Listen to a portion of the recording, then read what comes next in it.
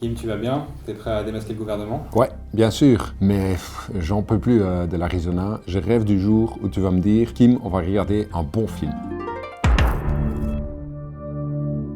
En tout cas, aujourd'hui, on va parler de la pension des fonctionnaires. Ok, on y va.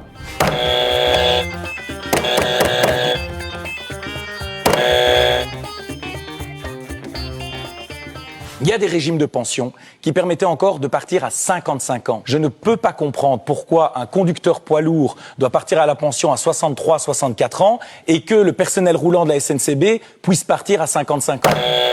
Arrêtez votre division ridicule, Monsieur Boucher. Savez-vous combien de travailleurs à la SNCB ont pris leur retraite vraiment à 55 ans l'année passée? 7 personnes.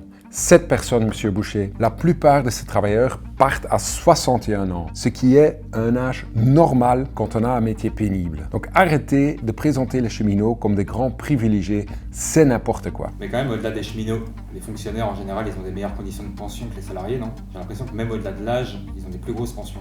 Oui, c'est vrai, mais ça ne veut pas dire qu'ils ont des grosses pensions. En Belgique, la pension moyenne d'un fonctionnaire, c'est de 2400 € net. C'est une moyenne. Donc, beaucoup de fonctionnaires ont une pension entre 2000 et 2200 €. Ça, c'est pas une pension immense, c'est une pension normale par rapport aux pays voisins. Et Kim, c'est combien la pension moyenne dans le privé? Dans le privé, la pension moyenne, c'est de 1500 € net par mois. L'Arizona a raison, non? Les fonctionnaires ont une bien meilleure pension que dans le privé. C'est un peu injuste.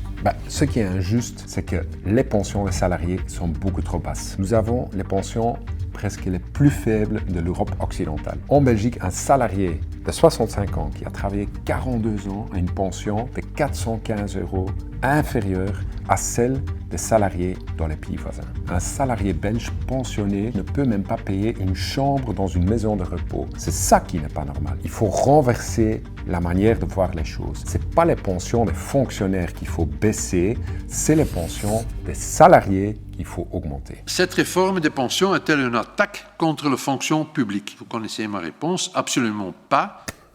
Allez, Yambon, c'est pas une attaque contre la fonction publique. Alors pourquoi l'Arizona s'attaque à la pension des fonctionnaires en modifiant le calcul de leur salaire de référence? Et c'est quoi ça, le salaire de référence? Le salaire de référence, c'est le montant qui permet de calculer la pension. Pour les fonctionnaires, la pension est calculée sur le salaire moyen des 10 dernières années. C'est avantageux car la plupart des gens gagnent plus à la fin de leur carrière puisqu'ils ont plus d'ancienneté. Mais à partir de 2027, l'Arizona prévoit d'élargir la période du calcul du salaire de référence d'1 an chaque année. Résultat, le salaire de référence est d'office plus bas, ce qui a comme conséquence de diminuer les pensions. Et est-ce que tu as un exemple concret de ça? Oui, bonne question. Prenons Benjamin. Benjamin est un enseignant débutant. Il travaille dans une école primaire depuis plusieurs années, mais il prendra sa retraite dans 35 ans. Grâce à son ancienneté, son salaire sera plus élevé à la fin qu'au début de sa carrière. Mais la nouvelle réforme de l'Arizona fait que ses anciens salaires plus bas seront pris en compte aussi dans le calcul. Son salaire de référence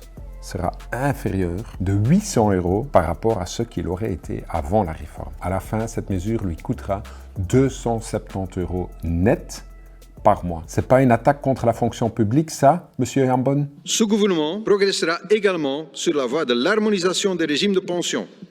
Nous veillerons à ce que les pensions des fonctionnaires soient davantage en phase avec celles du secteur privé.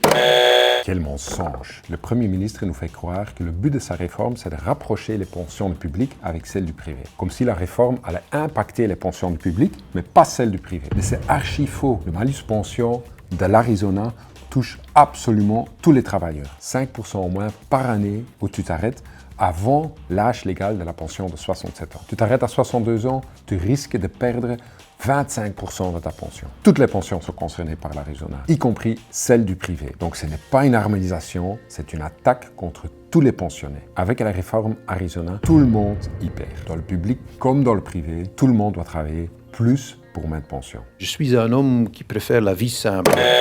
Attends, Kim, c'est pas fini? Ah, ok.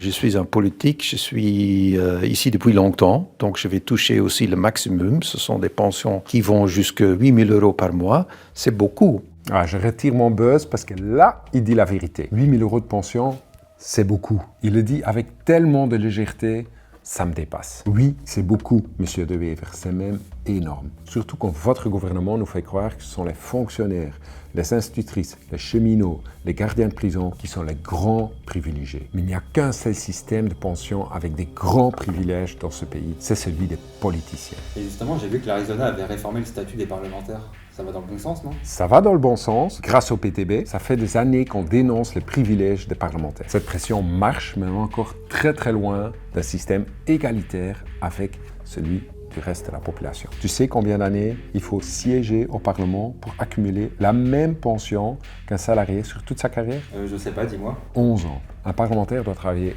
11 petites années pour avoir la même pension qu'un salarié qui, lui, aura dû travailler toute sa carrière. Mais l'Arizona a prévu une réforme du statut des parlementaires. D'après toi, avec cette nouvelle réforme, combien d'années il faut siéger au Parlement pour avoir la même pension qu'un travailleur? Je sais pas, bien plus j'imagine, 30 ans? 12 ans. Ce n'est qu'un an de plus. Ce n'est pas ça, arrêter les privilèges des politiciens. Les parlementaires auront toujours des pensions de 6, 7, 8 000 euros par mois. Tous les travailleurs de ce pays devront travailler plus longtemps pour moins de pensions. La réforme des pensions d'Arizona tente de nous diviser. Ils veulent que les salariés et les fonctionnaires se rejettent la faute pendant que les politiciens, eux, s'en tirent à bon compte. Cette division leur permet d'attaquer les deux systèmes. Tout le monde devra travailler plus longtemps pour moins de pensions. Au PTB, nous voulons augmenter progressivement les pensions des salariés. Leurs pensions sont parmi les plus basses de l'Europe occidentale. En Belgique, on travaille dur toute sa vie et on ne peut même pas payer une chambre dans une maison de repos. C'est indigne. Tous les travailleurs de ce pays ont droit